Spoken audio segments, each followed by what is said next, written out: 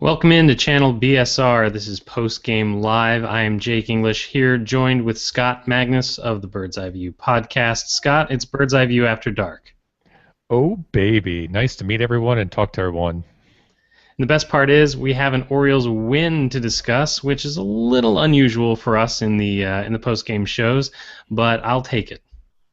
Maybe this is a trend of things changing, so maybe if we go to like baseball games in the future, we can actually see winning baseball as well. Let's not get crazy. I think for the betterment of Orioles fans and also the Orioles franchise itself, you and I need to be very careful about the games that we not only attend but talk about afterward.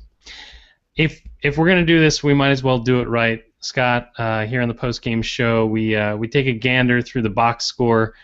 We pontificate on some highlights, lowlights. We talk about the offense, defense, and pitching. So let's dive right into it. Whoa. Hold up a second. Jake, Whoa. we can go into that and everything like this, but this is Bird's Eye View at night, after dark, or after midnight. So, Jake, what's your drink of the week? I'm so glad you asked, Scott. I am drinking a winking beverage. Hang on, a winking beverage. Wow. National Bohemian from the land of pleasant living. What about you, Scott? I am also drinking a winking beverage. I am drinking a Natty Boh from the land of pleasant living. Let's see it. Well, it's behind my computer, but it's Sure. It is. Sure. All right. Let me ask you this question: bottle or can? I've got a can. I've got a bottle. Ooh. You have Yeah. to be sure to share your bottle cap later. All right. Can we get to All the right. box score? We can do that. All right. Is there anything from the box score that you want to jump in and talk about before I run my mouth? Yeah, I'd like to talk about the 12 strikeouts that the Orioles had tonight. Let's do that, because when you have a game where you come away with a win against a quality opponent, you don't often find that you do things like have 12 strikeouts. No, especially against an individual such as J.A. Happ, who came into this game with let's just say an above-average strikeout per nine at 7.5, but J.A. Happ basically absolutely dominated the Orioles in terms of strikeouts this game. The Orioles were, getting men on base, but again, they weren't able to advance runners from first or second base because they consistently struck out. It's all about putting balls into play. Even though the balls might not go for hits, advancing the runners over a base is a big part of this game. Yeah, and after I was so relieved on Twitter that the Orioles had found the bats again, it seemed like it was another game where the pitching had to cover for an anemic offense. Yeah, I think the strikeout thing is something we're going to need to take a look at. Since the All-Star break, the Orioles have a 24.2 K percentage, which means that a quarter of the time they're coming up to the plate, they're striking out, and which is tops in Major League Baseball. And right now, they're 29th in Major League Baseball over the last 7 days in making contact with the ball. Well, yeah, I would think that one would lead to the other, wouldn't you? To a certain extent, yes. But again, you can have a lot of fouls as well. So it does, it's not exactly the same. There's a difference between whiffs and contact. So we'll see what happens. But again, it's not a good sign that the Orioles are, having that high of a K percentage. Again, I'm also going to come back and say it is not because they're swinging it outside zone pitches. They're right now in the top 10, but they're right around 5th or 6th, which is no different from the way they've been for their entire season.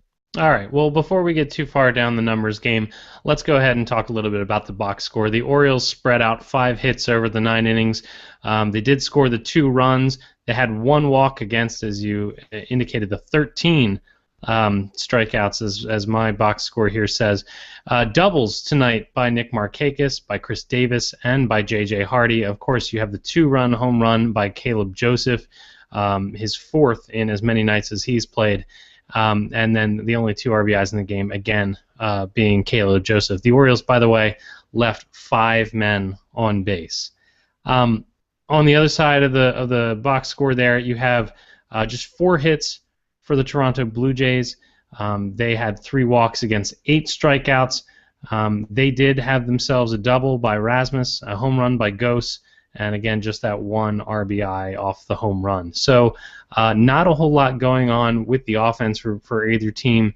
And again, for the pitchers, you had Happ go strong 8 innings. Gonzalez only made his way through 6. But again, Gonzalez's 1 mistake was not as costly as Happ's 1 mistake. And that was basically the ballgame right there. Yeah, again, it was another Miguel Gonzalez game. He's had this history throughout the whole season of pitching these games. In terms of his stats tonight, he had a 1.47 ERA, but I'm going to come right back and take a look at his FIP and his xFIP. His FIP was 5.47 and his xFIP was 4.98. This has been a common trend for Miguel Gonzalez. Miguel Gonzalez has the largest deviation in terms of FIP and ERA in Major League Baseball, and he's been that way for several years now too. That deviation is larger than any other pitcher on the Orioles, so we can't just come back and say, oh, it's the defense behind the Orioles. Miguel Gonzalez is doing something different, and it's translating to a lower ERA but a higher FIP. So the sabermetrics people hate him, apparently. Yeah, and absolutely. I give you crap for those stats tonight because I don't think it's really meaningful to take 9 innings and to start, quoting out the difference between his FIP and his ERA. But you're absolutely right. He has had a huge deviation throughout the season, and this is just more of the same. Yeah, I totally agree. I mean, if you look at his numbers, they really weren't that different in terms of what ground balls he was getting, strikeouts and walks. So it was a typical Miguel Gonzalez start. It's just he seems to manage to survive. It's just you don't like to see, oh, he just survived. You'd like to see dominating performance. It's Orioles magic, baby. It's Orioles magic. All right, let's look at some highlights and some lowlights, shall we? Let's do that. What is your highlight for this game? My highlight for this game has to be, and it's not just a single moment. It's going to have to be that 7th, 8th, and 9th. The fact of Miller coming in there, O'Day coming in there, and Britton coming in there to shut down the rest of the game is huge. This is a great indication of hopefully things to come for the season. I'm going to give credit to Matt Shiroka, who posted on Twitter saying, this game's over, the bullpen's coming in, and I kind of gave him a hard time, and so did other people. Maybe even mentioning a 4-letter network that has spotty radio signals at night, saying, that sounds like something someone would say from there. But, kudos to Matt Shiroka for calling it that early. Well, the other thing is that I think at this point, this is the bullpen that we were promised once Andrew Miller made his way into the Orange and Black. So the idea was being that Miller would be shut down and O'Day would be shut down regardless of who was in the 7th and who was in the 8th. And Britton has been so effective in the 9th that once you get through 6 innings, the bullpen is really situated to be completely dominant. And then you have guys like, Tommy Hunter and all the rest who are useful, if not as dominant as those 3 guys. Yeah, and let's not ignore the other highlight of the night, which was Caleb Joseph's 2-run home run. Absolutely. That's his 4th home run in 4 games now. Jake, can you name the other Oriole that has had 4 home runs in 4 games as a Orioles rookie? No. Okay, Jake, the answer is Jay Gibbons. Oh, Jay Gibbons. Yeah, he was famous. Not suspicious whatsoever. No, not suspicious at all. But that was the last individual that hit it. Just as a piece of trivia out there for you. So, all Jake, right. What was your low light for the night? My low light for the night was giving up a home run to the number 9 hitter. Anthony Gose hit a home run. It was really the only blemish on Miguel Gonzalez's night. But it always seems like when we get beat by the guys at the bottom of the order. I guess that's the difference between the AL and the NL and all that other stuff. But gosh, this is the guy you're supposed to be able to get, right? Yeah, you do realize that was also his first home run of the season? I didn't realize that, but it makes sense. I mean, that's the kind of thing that happens to the Orioles. Yeah, I just wanted to point that out. Do you know how many RBIs he has so far in the season? I do not. He has 2 RBIs. Excellent. So 50% of his RBIs tonight off the Orioles. I love it. Yeah. What was your low light for the evening?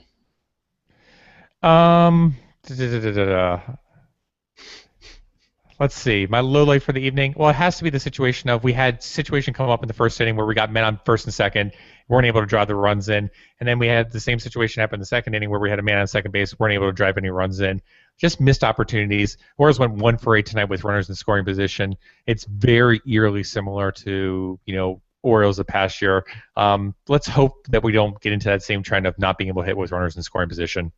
Yeah, that would be for the best. I will say the one difference is right now the pitchers can handle it. The pitching staff has been solid, whereas last year they kind of ran out of gas and couldn't keep up. But you can't hope for that kind of thing all year. All right, why don't we do this? Why don't we go through the offense? You talked a little bit about Caleb Joseph, who's just turned into a home run machine. Let me ask you this, Scott. It was interesting because he hit 3 home runs in 3 successive games, and then Buck Showalter put him on the bench, played Nick Hundley instead, brings him back for this game. He hits another home run. Do you think that part of Caleb Joseph's success is not only the fact that he's been able to finally transfer that power and the offensive production that he had in the Eastern League to the major leagues, but also the way he's being managed by Buck Showalter as far as keeping him fresh and putting him in positions where he can be successful? I think it's a possibility. I also would come back and take a look to see how many games Hundley has also caught against Chen last night, and just see if it's also a situation where Chen and Hundley have built up this repertoire together and have done a lot more of the games together as opposed to Joseph and Chen. I can't tell you off the top of my head, but it's good that Buck gives them rest, but you also think to yourself, you got to play the hot hand. Absolutely, yeah. And if that's what Hundley and Chen, by the way, have to show for themselves, I'm not sure I want them together anymore. Yeah. Let's go into other offensive issues, and this comes back to what I was talking about earlier where the offense struggled, and it was the Orioles went 4 straight innings without a base runner. We talked about it saying, oh, the offense is back after seeing Monday and Tuesday's performance, and then last night it was one gosh darn hit, and then tonight it was a situation of just really missed opportunities and just kind of sequentially just going down your list like, gosh, I hope it doesn't get tied, because if it does and we have to go to free baseball, the Orioles are not looking like the world beaters that they were earlier this week. Yeah, I was telling my wife, I was like, we've got a lead in this game, but I do not feel comfortable at all. It was just a very tense end of the game, because I agree. I feel like once the Orioles scored those 2 runs off that home run, you felt like that was all they were going to score. That was all the lead that the Orioles offense was going to stake the pitching to, and they really had to hold tough, or else the game was going to be over. Absolutely. Jake, Chris Davis had another double tonight. I didn't really see anybody post on Twitter saying Chris Davis is back or anything like that, but he did have a home run last night, and now he has a double. I'd also come back to the at-bat that he had in the 9th inning. It looked like he was very close to basically hitting that ball for some distance. He didn't pull the ball completely where the shift was. He actually hit it to left center. I think we're possibly seeing some changes in Chris Davis' approach. The only thing I'd say about that 9th inning at bat is it did look like he dipped his shoulder a little bit and tried to uppercut it a little bit. If he can actually, take that ball to the opposite side of the field, like we've been hoping for the entire season, we'll be in good shape with Chris Davis. He can only be positive at this point. It's hard to believe he could be any more negative. Yeah, I don't have the stats here in front of me, and Scott, I know that will shock you. Yeah. I don't have the stats here in front of me, but Rock Kabako posted on his blog that Chris Davis's last, I think it was 4 games, have been better. He's somewhere in the area of 4 for 11 with with some extra base hits, including the home run from the other night. So you're hoping that he's trending in the right direction. It's nice to see him lower in the lineup, because obviously that's where he belongs when he can't get himself together. But yeah, I agree. It's kind of interesting. We laughed about having the Brian Roberts watch a couple of years ago. Do we need to be on the Chris Davis hit watch to the point where whenever something good happens, we're obsessing over it? I don't know that we're quite there, but again, you just kind of hope that he's able to pull himself together in some way, shape, or form. The other thing that I want to talk about is J.J. Hardy, who also had a double. And, he has not put together the home run totals that he would like, certainly that we would like. But I wonder, is J.J. Hardy refashioning himself into a slap doubles hitter? Though he only has the 4 home runs, he's on pace to have more doubles than he did last year. Yeah, I mean, I don't know what to say besides the fact of, if J.J. Hardy's going to go out there as a slap doubles hitter and that's how they're going to market him in the offseason as a free agent, I really don't see the market out there for him.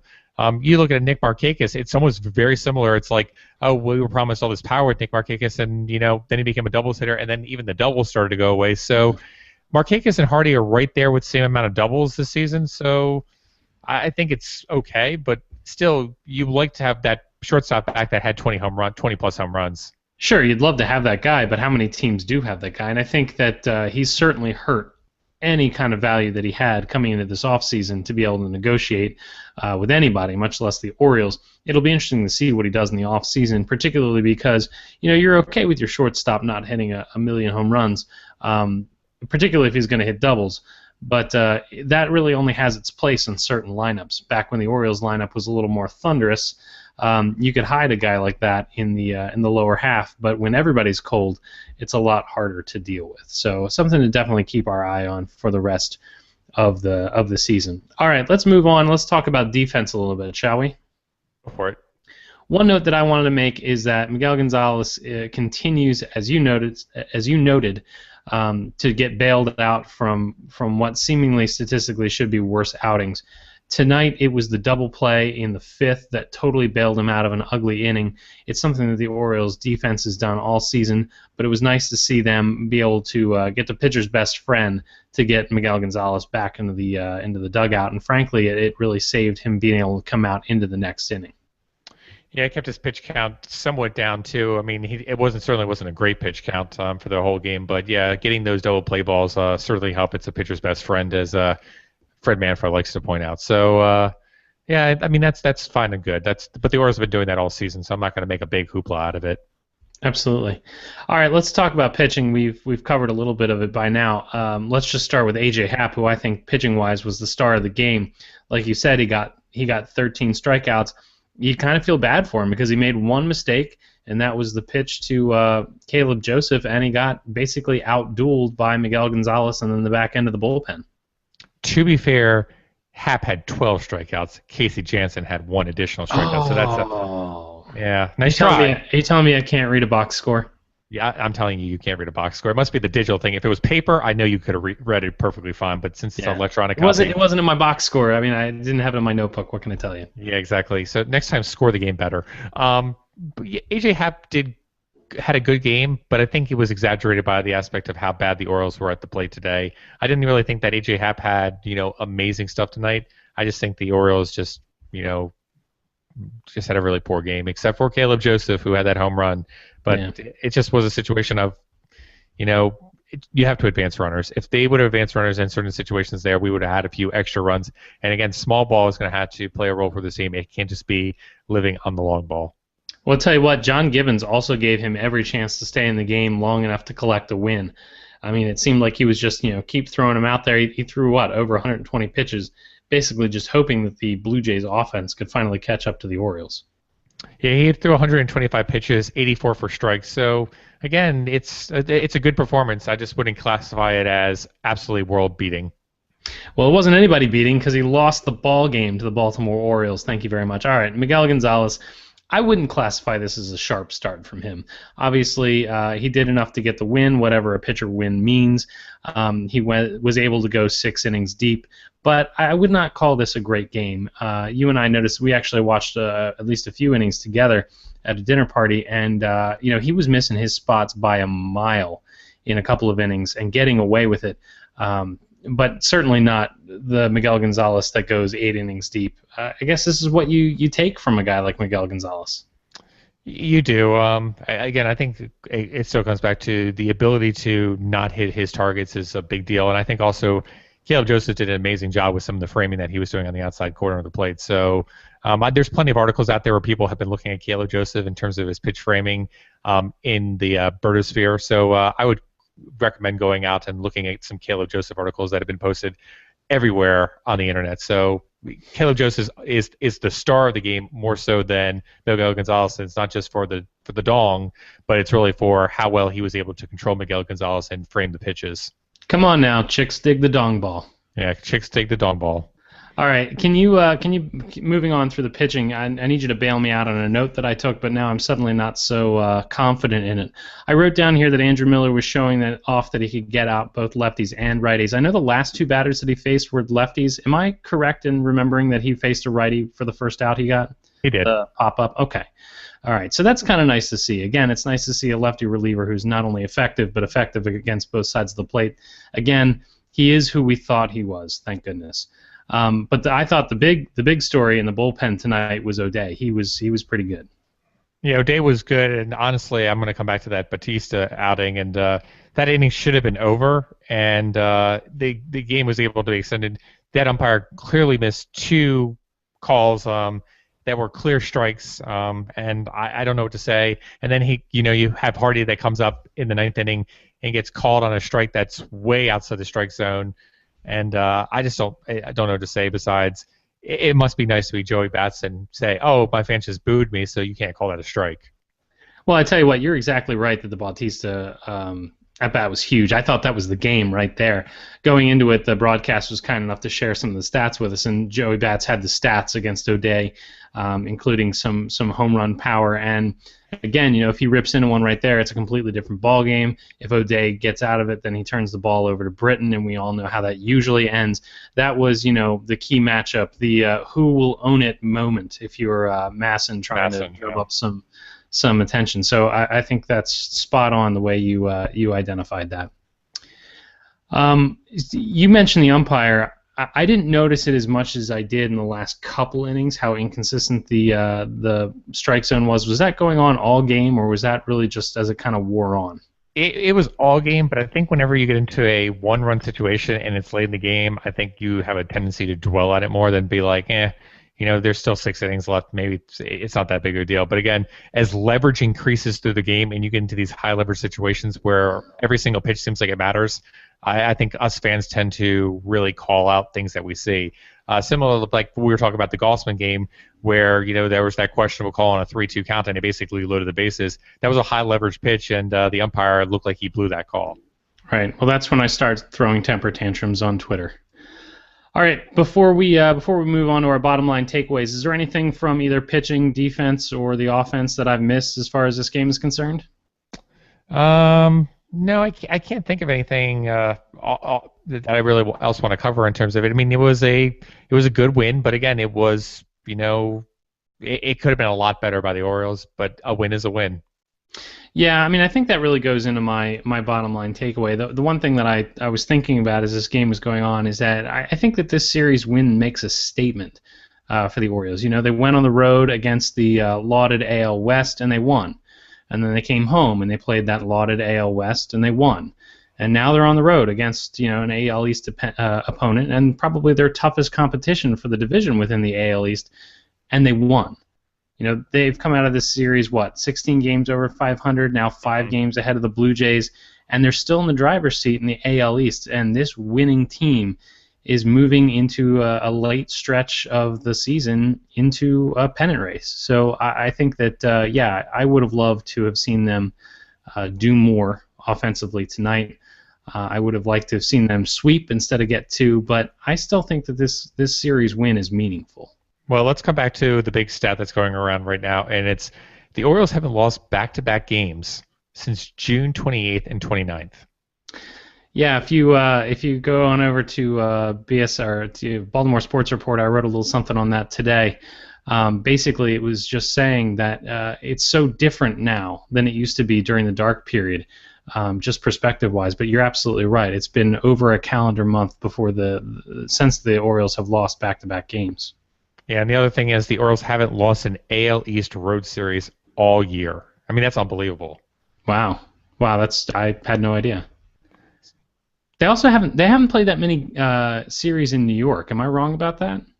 No, we've played a lot in New York. We've got one more series in New York. And we hadn't played that many at home. I was thinking that it was unusual that Brian Roberts hadn't been to Camden Yards. That's what I was thinking. Yeah, we've played 7 road series, and in those 7 road series, we've won 6 of them, and we've only tied 1.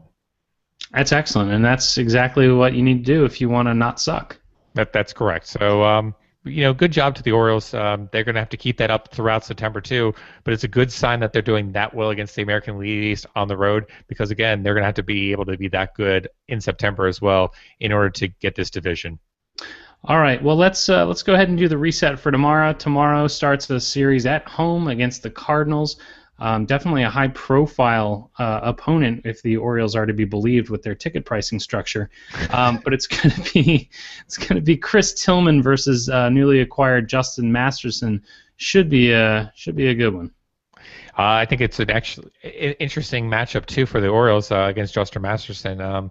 It's an individual that has a high strikeout over his career for Ks per 9, but this year he's had a really bad propensity to have a higher walk percentage. So I think the Orioles need to be patient at the plate and try to draw those walks that Masterson has had issues with throughout this year.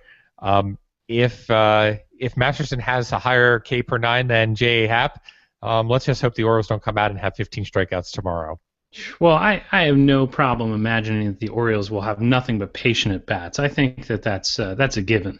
Well, let's come back though. And the Orioles did have a game earlier this week where they had what 8 walks. That's true. That's true. They had the one. So they can do it in a rare instance. It's just I still want to go back there and take a look at that one game and figure out what did they change specifically in that game that allowed them to get on base so many times. All right. Well, tomorrow night's game again, Friday night. It's going to be well attended. I think available tickets are sparse for this weekend series, but it's going to be the Orioles' 60th anniversary celebration. Again, from what Masson has told us in its commercials, it's going to be quite a thing with a lot of Orioles legends and former players, members of the Orioles Hall of Fame, going to be in attendance. Should be a lot of fun. Yeah, I mean, Ryan Wagner posted on Twitter earlier tonight saying you need to get tickets to this. It's going to be amazing. So I think we're all looking forward to it. I mean, it's fireworks, it's Orioles magic, and there's going to be lasers, and everyone loves lasers. Yeah, can we get a ball player with some freaking lasers on its head? That's all I'm asking. Yeah, but most important, Jake, is there's going to be some special guests in the audience. Oh? Well, you and I are going to go to this game. Oh, so that means we're going to lose this game? Is that what you're telling me? Because I'm going to be present. The Orioles are going to drop this game? There is a good chance, and if that does happen, then we know who to blame for all the misery and woe that the Orioles have had at home this year. Oh, there you go. All right, so that's going to wrap us up here for the post-game show. Before we get out of here, Scott, why don't you tell everybody a little bit about the Bird's Eye View episode we put out on Monday? Sure. So on the Bird's Eye View episode that we put out on Monday, we talked to Charlie Hobbs from Orioles Spastic about the recent trend for the Orioles to be looking at 2012 Orioles, such as Joe Saunders. They were looking at Jim Johnson before he signed with the Detroit Tigers, and also rumors of them maybe perhaps looking at Brian Roberts. Interesting. The other thing that we look at is we looked at some of the offensive woes that the Orioles are seeing since the All-Star break and try to figure out why that may be occurring. And there's other shenanigans throughout that episode, and I recommend everyone to go check it out on birdseyeviewbaltimore.com or on baltimoresportsreport.com/network. All right, well, that'll do it for us. I'm going to go ahead and sign off and just say thank you for watching the postgame show here at Channel BSR. Be sure to check out both the postgame shows and other great video content that Zach Wilt over at BSR has put together on Channel BSR. It's a great resource. Also, make sure that you check out Baltimore Sports Report for Zach's writing and some other folks throughout the network. So for Scott Magnus, this is Jake English of Bird's Eye View saying adieu, adieu. Good night, Baltimore.